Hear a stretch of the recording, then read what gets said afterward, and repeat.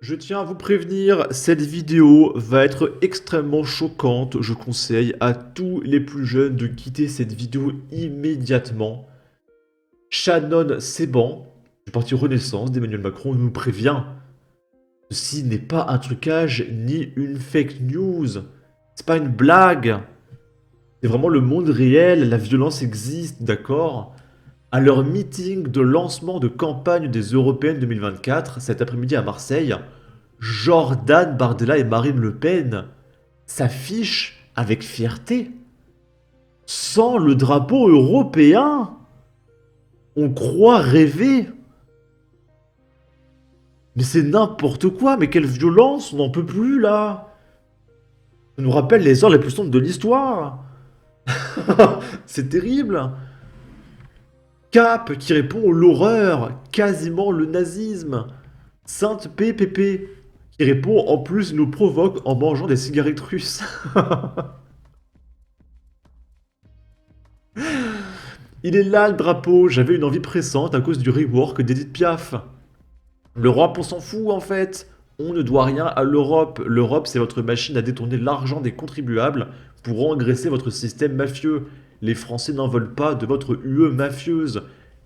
Ils sont vraiment déconnectés chez Renaissance, c'est incroyable. Ils n'ont pas compris ce que l'on veut faire passer. La France avant l'Europe, une Europe oui, mais une Europe des nations. On ne veut pas de votre Europe fédérale. Ce n'est pas parce que vous avez le syndrome du larbin que tous les Français doivent se mettre à votre machin. Le peuple français a dit non. La forfaitaire, la collaboration, c'est vous. On est dans quel pays déjà? L'Europe ou la France?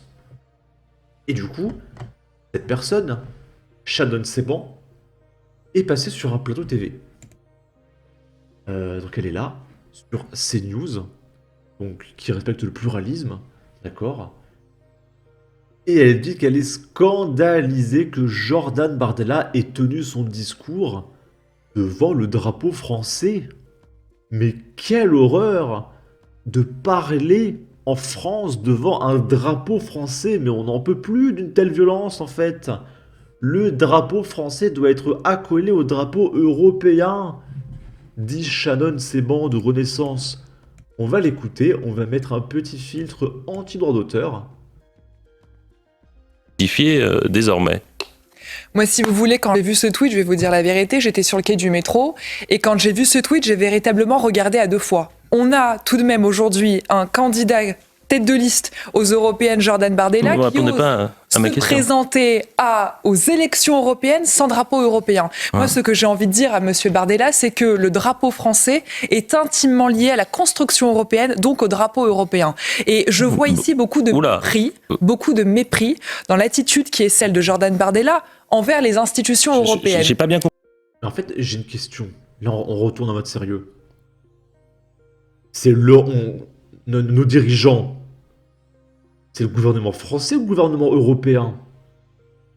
Que vraiment, de plus en plus, on se demande si c'est le président français qui dirige ou si c'est l'Europe. Parce qu'à ce niveau-là, faites des élections européennes où on vote pour un président de l'Europe.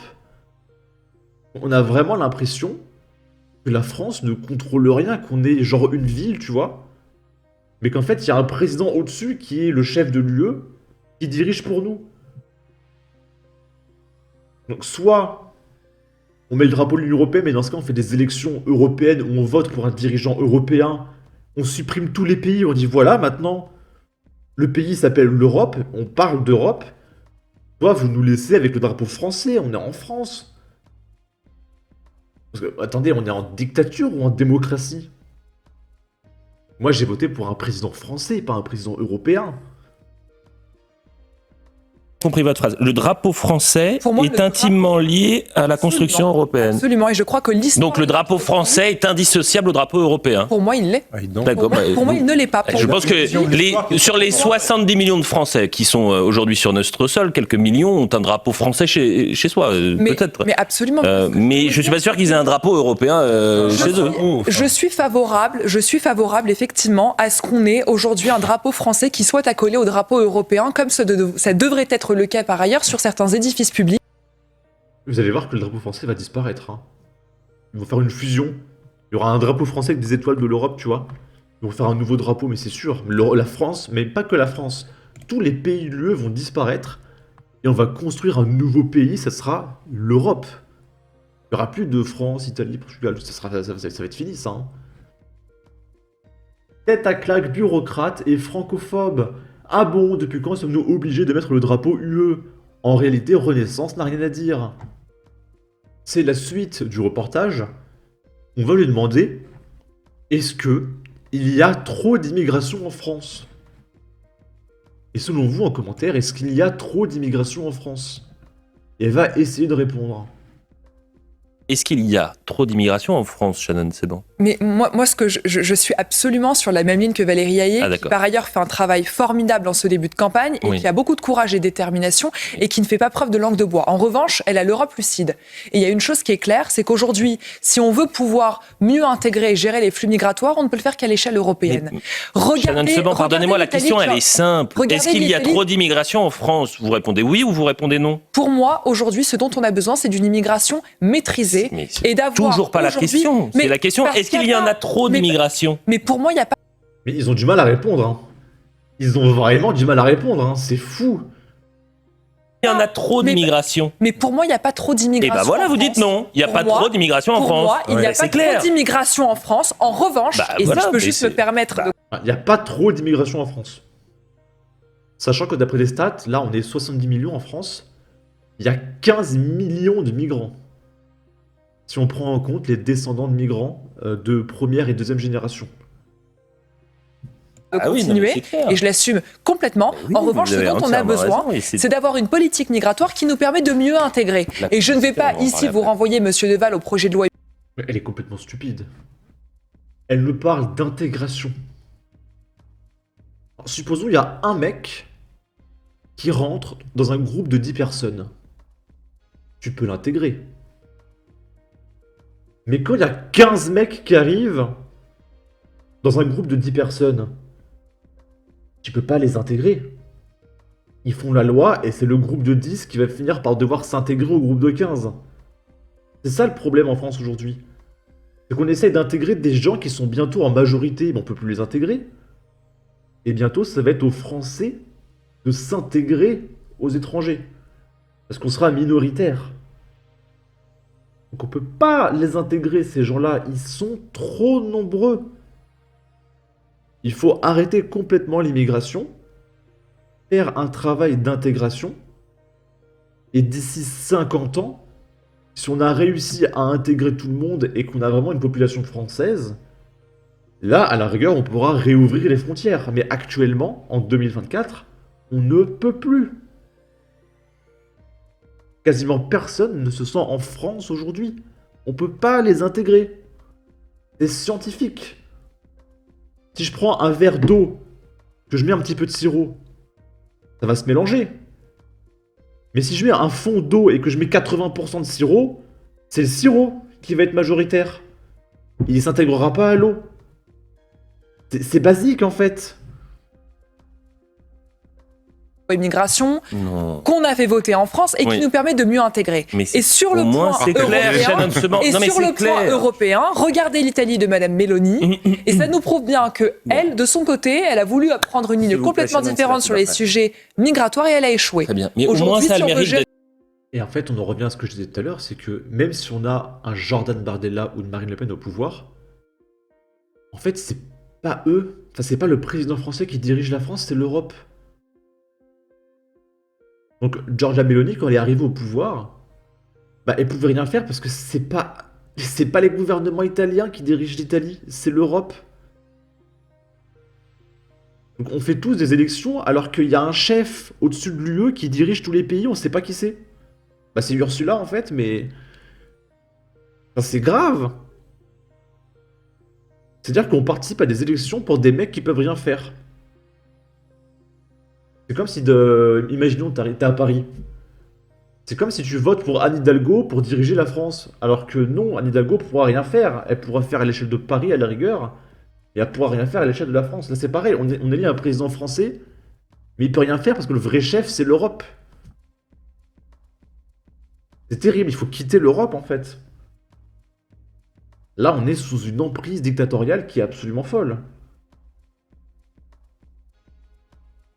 Et ici, pareil, Valérie Ayer, donc de Renaissance, qui est mal à l'aise.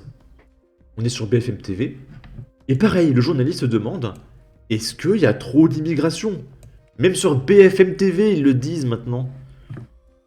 Je vois que vous n'avez pas beaucoup d'expérience dans les médias, mais vous savez déjà parfaitement ne pas répondre aux questions qu'on vous pose. Je retente une troisième fois. Est-ce qu'il y a trop d'immigration en France aujourd'hui? Alors, il y a Tous les journalistes ont du mal. Hein. Les dirigeants ont du mal à répondre à des questions, donc c'est dur.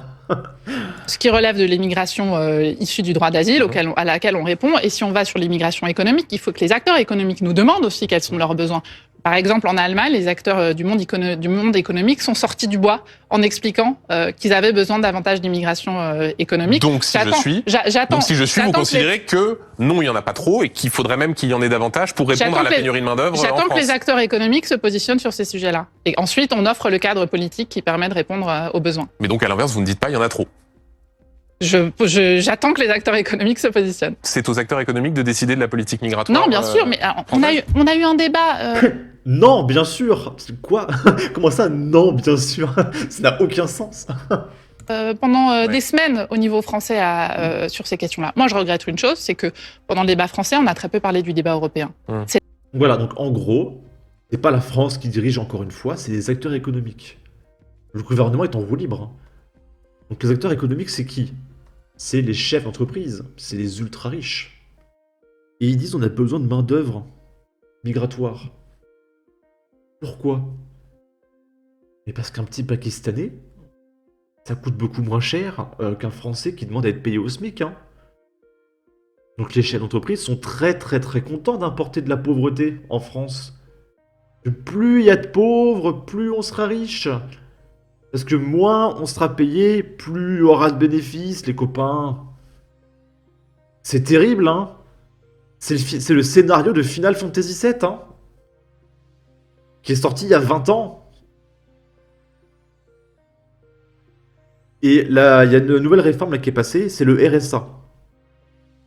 Il faut travailler 15 heures par semaine pour pouvoir bénéficier du RSA. Les gens, ils comprennent pas. Il y en a qui vont dire, oui, c'est très bien. Ils vont devoir travailler pour avoir leur argent. Et réfléchissez. Je sais, c'est compliqué, hein, premier degré. Hein. Mais réfléchissez bien. Qu'est-ce qui va se passer? Ça veut dire que tu as des mecs, des chefs d'entreprise, plutôt que de prendre des Français en CDI payés au SMIC, ils vont prendre des mecs au RSA gratuitement, 15 heures par semaine, qui seront payés au RSA par l'État, d'accord?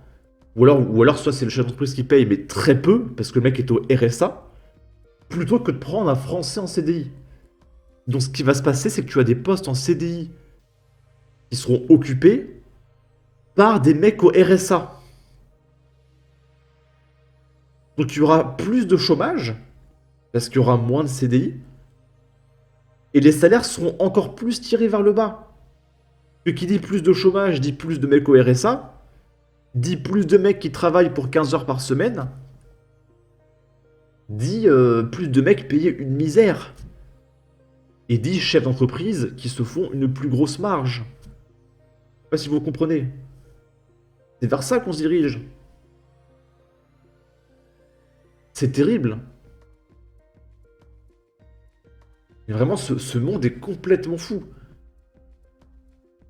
Et du coup, on en a fini. Hein. On a regardé tout ce que vous voulez voir. C'est complètement fou. Hein. C'est complètement fou. Je sais pas où veut en venir l'Europe. Je sais pas quel est l'objectif. Ça n'a aucun sens. Ça n'a aucun sens. En tout cas, n'hésitez pas à donner votre avis, votre opinion, à partager, liker, commenter. Ça aidera au référencement de la vidéo sur YouTube. Abonnez-vous, suivez-moi sur Twitter et à la prochaine pour de futures vidéos. Ciao!